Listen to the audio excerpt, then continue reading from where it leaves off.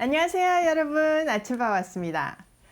저는 지난 세월 동안 이제 하나님 안에서 광야 훈련을 오랫동안 받았고 또 비즈니스를 하면서 웬만한 일에는 좀 별로 마음에 요동이 없습니다. 그럼에도 불구하고 가끔씩은 굉장히 낙담하게 되고 절망하게 되고 두려움이 몰려올 때도 있습니다. 그럴 때는 눈을 감습니다. 세상을 바라보지 않고 마음의 눈을 떠서 예수 그리스도께 시선을 고정시킬 때 놀랍게도 소망이 다시 생기고 절망이 사라지는 것을 경험합니다. 환난 너머에 비교할 수도 없는 놀라웠고 크신 하나님의 사랑과 역사를 바라보게 됩니다. 어떤 사람이 그 말을 계속한다는 것은 엄청 중요하다는 얘기인 건 거죠. 제 인생에도 정말 하나님께서 중요한 말씀을 주신 것이 예수 그리스도께 시선을 고정하라는 히브리서 말씀입니다. 예수 그리스도께 시선을 고정시킬 때 그제서야 현실 너머에 원대한 하나님 나라 보이고 나의 구간, 나의 사명이 보이는 것입니다. 그것이 아무리 작은 일이라 할지라도 가치를 부여하며 다시 허리를 동이며 기쁨으로 달려갈 수 있는 것입니다. 오늘 본문에서는 크신 하나님 대신 눈앞의 환경 또 사람을 두려워하는 시드기야를 만나게 됩니다. 시드기야를 통해서 우리 삶을 다시 한번 점검하고 결단하는 시간이 됐으면 좋겠습니다. 들어가서 볼게요.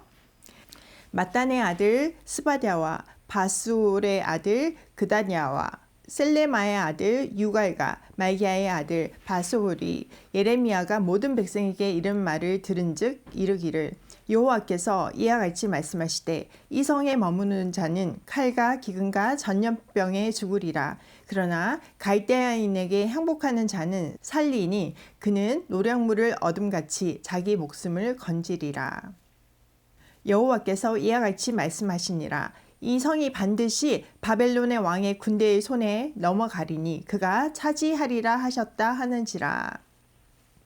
앞에 이제 관직들 사람들이 들으니까 예레미야가 메시지를 선포합니다. 그런데 메시지가 뭐 특이한 메시지가 아니에요. 그의 평생에 계속 반복해서 했던 메시지. 너희는 망한다. 하나님의 심판이 임할 것이다. 지금이라도 바벨론에 항복해야지만 목숨을 구할 수 있고 그것이 하나님의 뜻이다. 이 얘기를 계속하고 있는 거죠. 근데 여러분 지금 상황이 어떤 상황이에요?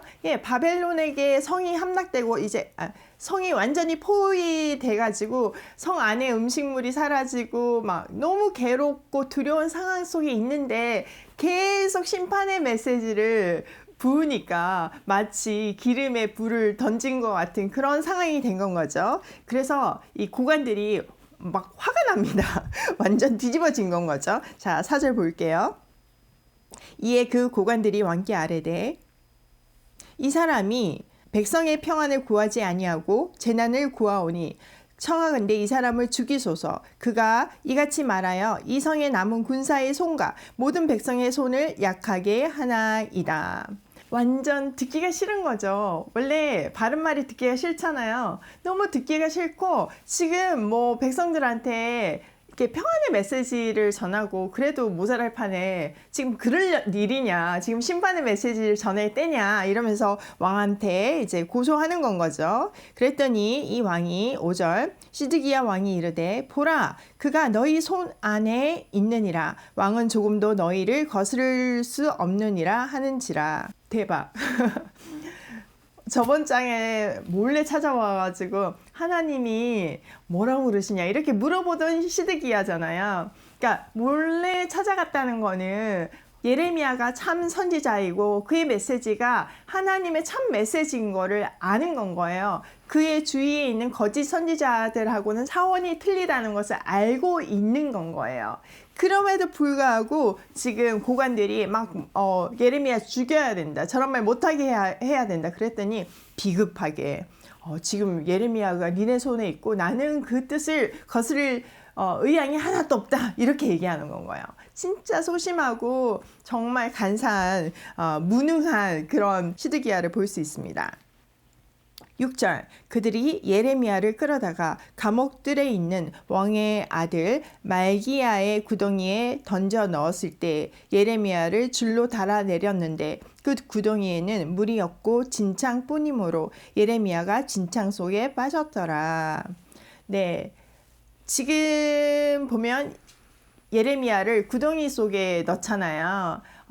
죽이자고 했는데 마치 살려주는 것 같이, 페이버를 주는 것 같이 느껴지지만 이거는 죽이는 행위하고 똑같았습니다.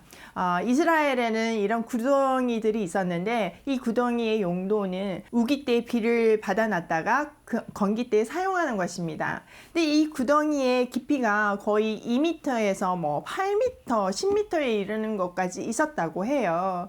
그러다 보니까 이게 만만한 곳이 아닌 건 거예요. 그리고 물이 말랐다고 해도 밑이 완전히 마르지가 않는 건 거예요. 그러니까 축축한 상태니까 우리가 옷이 조금이라도 젖으면 너무 괴로운데 그 진흙탕, 그러니까 수렁 같은 데 빠져 있다고 생각을 해보세요. 너무 끔찍한 거죠. 그리고 이렇게 완전히 깊은 곳은 그 진흙탕이 깊이가 깊었습니다. 그래서 뭐 발바닥에 그냥 철벅철벅 하는 수준이 아니라 아주 심한 곳은 뭐 가슴까지 진흙이 차올랐대요. 그러니까 조금이라도 넘어지거나 중심을 잡지 않으면 그냥 그 진흙에 빠져가지고 수렁에 빠져가지고 죽는 건 거예요. 그러니까 이거는 자기 손에 피를 붙이지 않고 예레미야를 죽이는 행위나 똑같았습니다.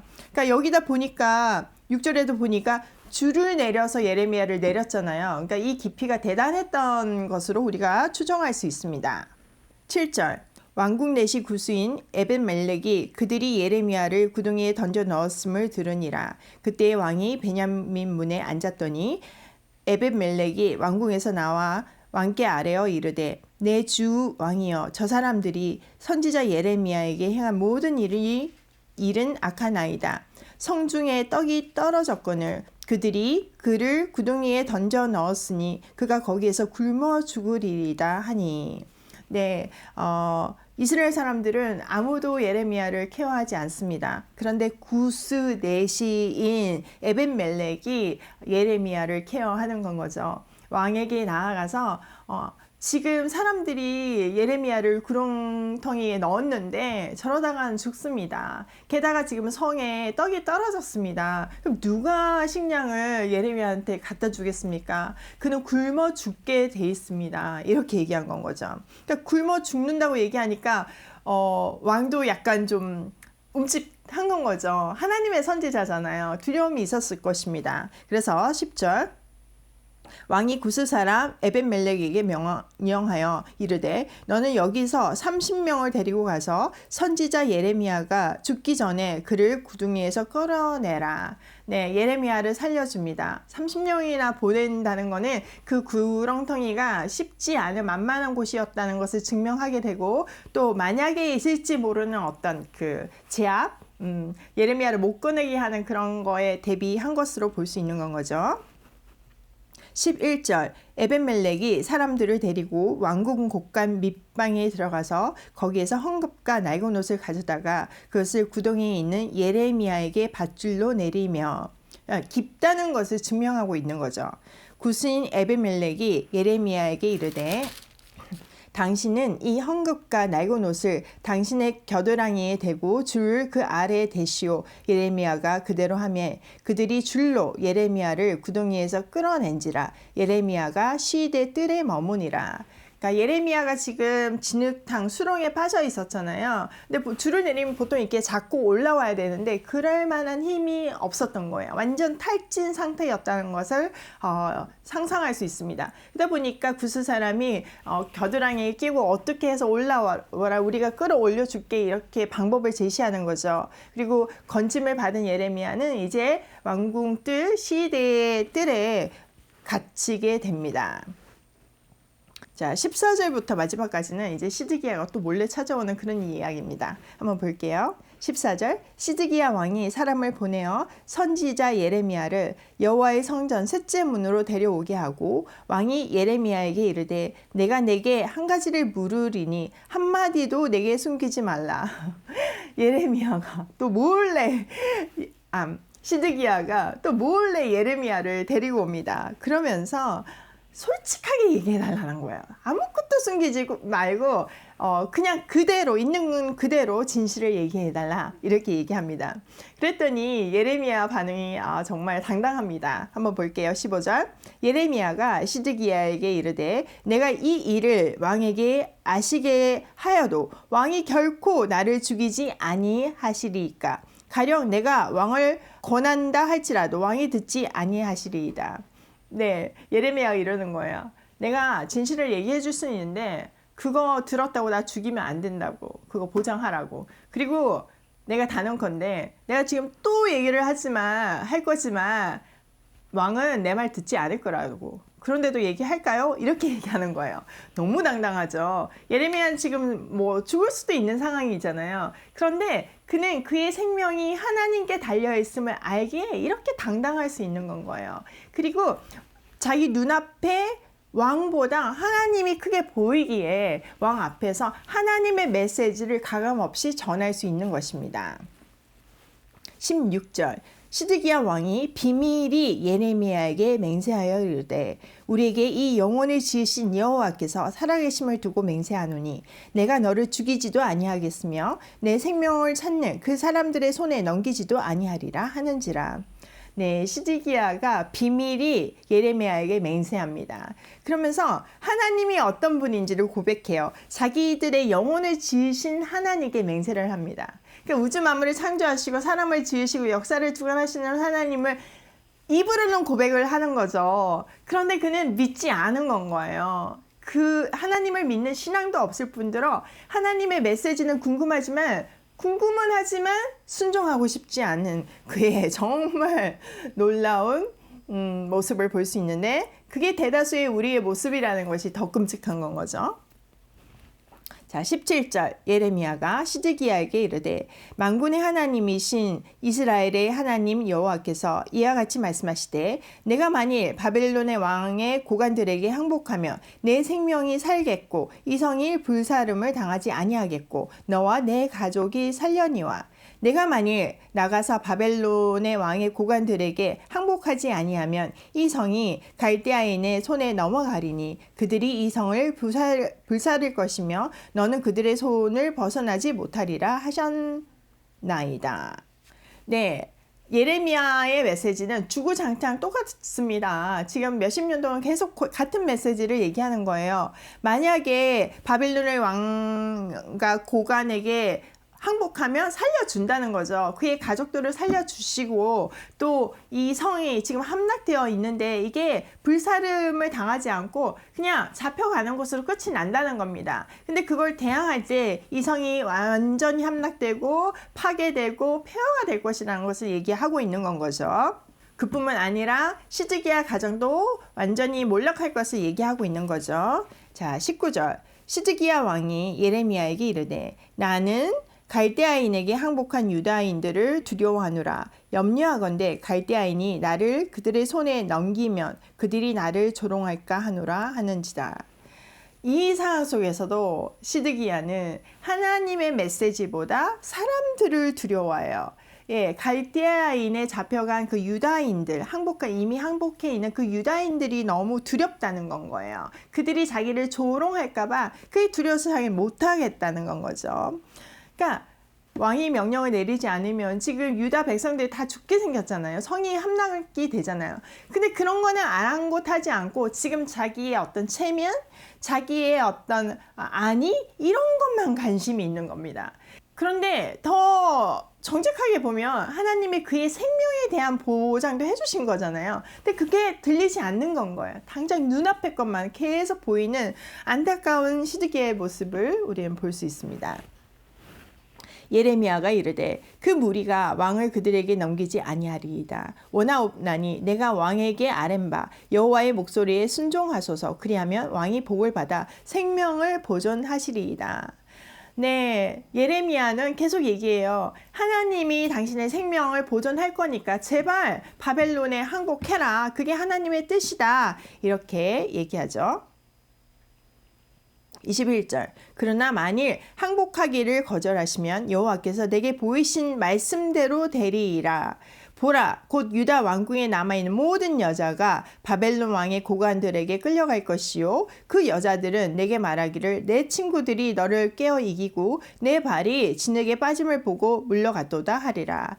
내 아내들과 자녀는 갈대인에게로 끌려가겠고 너는 그들의 손에서 벗어나지 못하고 바벨론 왕의 손에 잡히리라. 또 내가 이 성읍으로 불사름을 당하게 하리라 하셨나이다.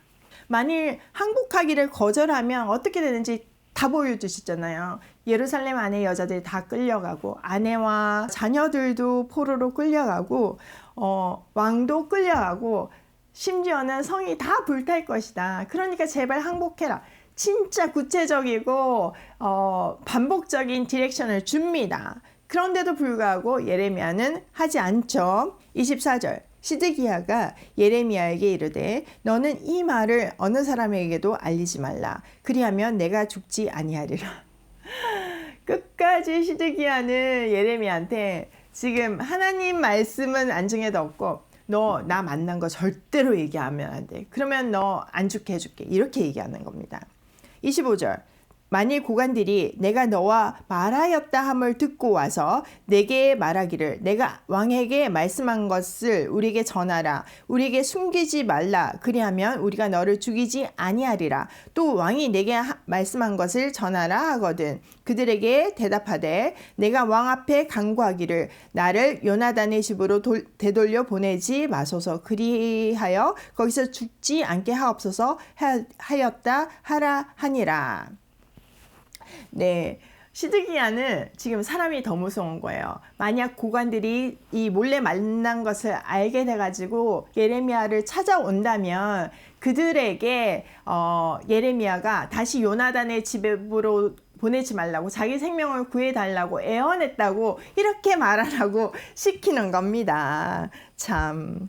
자, 27절 모든 고관이 예레미야에게 와서 물으매 그가 왕이 명령한 모든 말대로 대답하였으므로 일이 탄로되지 아니하였고 그들은 그와 더불어 말하기를 그쳤더라. 예레미야가 예루살렘이 함락되는 날까지 감옥들에 머물렀더라.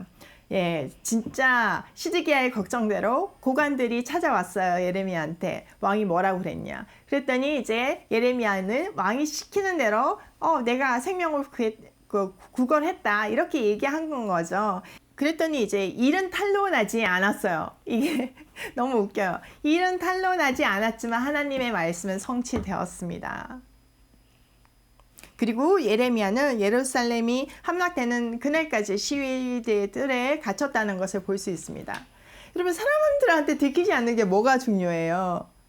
그보다 크신 하나님이 다 알고 계시고 방향을 얘기하는데 지금 당장 사람들한테 안 들키는 거 이런 거 중요하지 않는데 시드기야는 이거에 뭐가 중요한지를 모르는 겁니다. 지금 코로나19를 통해서 드러나는 게 신천지의 실체이죠. 우리가 어떤 큰 환란 뒤에 보면 사회적인 문제 뒤에 보면 신기하게도 이단하고 엮여 있습니다. 세월호 사태 때도 구원파가 연루되어 있었고 그 세월호 사태를 통해서 그 구원파가 드러났잖아요. 너무 안타까운 사실이지만 그런데 이번에도 이 코로나19를 통해서 신천지가 드러나고 있습니다. 근데 그들이 지금 하는 게 이 시드기야하고 똑같아요. 지금 하나님은 두려워하지 않고 그 하나님이 왜 그들을 드러내시는지는 관심이 없고 지금 숨기기에 급급해서 그 숨김으로 인해서 수많은 사람들이 피해를 보고 있는 건 거죠. 이게 하나님께 기준을 둔 사람이랑 아닌 사람이랑의 차이인 겁니다. 참 안타깝도 못해 슬프기까지 합니다. 반면 예레미야는 지금 당장 죽을 위기 속에 있지만 하나님이 그의 생명을 주관하신다는 굳건히 믿었기에 그는 담대하게 할 말 다 하고 그냥 하나님만 바라보고 담대히 말씀을 전하고 있습니다. 그의 사명을 감당하고 있는 건 거죠. 뜻을 정하고 사는 예레미야의 모습이 시드기야 옆에서 더욱 빛이 납니다. 여러분 이 동시대를 살았지만 또 다른 인생을 산 두 사람이 성경에 기록되어 있습니다. 하나님의 말씀대로 살겠다고 뜻을 정한 다니엘은 이미 바벨론의 포로로 잡혀가 있지만 그곳에서 그는 포로들의 든든한 울타리가 되었고 죽는 그날까지 하나님 손에 쓰임받는 인생을 살았습니다. 반면 시드기야는 왕이었지만 포로로 잡혀가지도 않았지만 하나님 말씀은 듣되 자기 뜻대로 살다가 자기 눈앞에서 자식들이 죽임을 당하는 것을 보고 또 두 눈이 뽑히고 쇠사슬에 끌려가다가 죽는 비참한 말로를 맞이합니다. 뜻을 정한 인생이랑 그렇지 않는 인생이랑의 극명한 대조입니다. 여러분, 어떤 인생 사시겠습니까? 뜻을 정하고 시선을 하나님께 고정시키고 사명 감당하는 인생이 아무리 힘들다고 할지라도 복된 인생인 것입니다. 다니엘처럼 시대를 해석하고 쓰임받는 우리가 되었으면 좋겠습니다. 또 그런 위정자들이 이 땅에 세워지길 간절히 소망합니다.